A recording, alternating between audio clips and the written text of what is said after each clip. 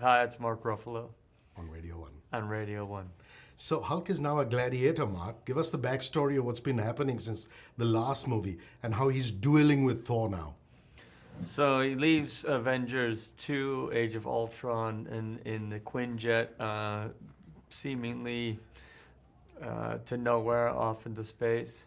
And basically, he ends up on Sakaar in the same way Thor does. He gets pooped out of a wormhole and ends up being captured, dragged to the gladiator arena, and deposes all of the previous champion and becomes the beloved champion, the gladiator champion, king of Sakaar. This alter ego thing, Bruce Banner versus the Incredible Hulk, the frame of mind that you have to get in to play Banner and to play the Hulk.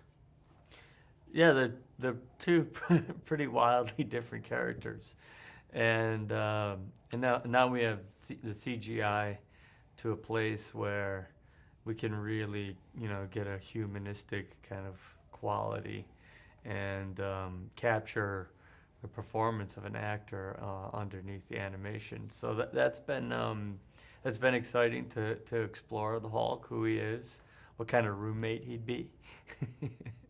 Compare the Banner and Tony Stark relationship and the Banner and Thor relationship. Because there's a bit of a relationship here. You meet each other, talk. Yeah. Yeah, so Banner and Tony have usually been the pairing. I don't think you'd ever think of Thor and Banner broing down, but they get to do that in this. And it came out of a press junket, all the press junkets that Chris and I had together. We had such a good time together. And we would say, we got to find a movie to do together. We didn't know it was going to be inside the Marvel Universe. We thought it was going to be a cop movie or something. But when Thor 3 came up, we decided we wanted to take our friendship, which is very goofy and playful, and bring it to the screen.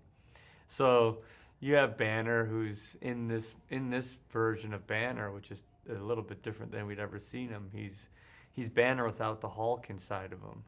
So he's much more curious. He's not as afraid of being freaked out. He's much more expressive than he's ever been before. And I think he's a little childlike too, because he's free of the Hulk for the first time in decades. The concept of Ragnarok in this movie.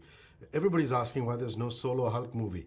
I mean, there was Eric Bana, Edward Norton, now Mark Ruffalo. When is yours going to happen? I don't know if it's ever going to happen. Universal has the rights to the Hulk, and so kind of it just doesn't seem in the cards. But what we're doing is we're doing basically a standalone Hulk movie over the Thor 3, Avengers 3 and 4, and we're going to bury it in those three movies.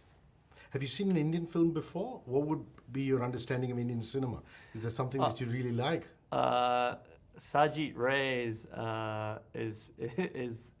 I think one of the great all-time filmmakers, and that was my introduction to Indian cinema, and his trilogy, and then of course there's Bollywood, which is totally delightful. As a kid, what was your favorite superhero?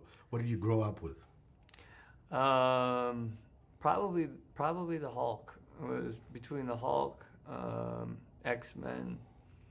I liked Aquaman, but I always loved the Hulk, and my cousins were big comic book guys, and so I'd go to their house and sit in their bedroom and read everything that they had. You have a big social consciousness. How can people stay united in this day and age? Your thoughts on that, the planet?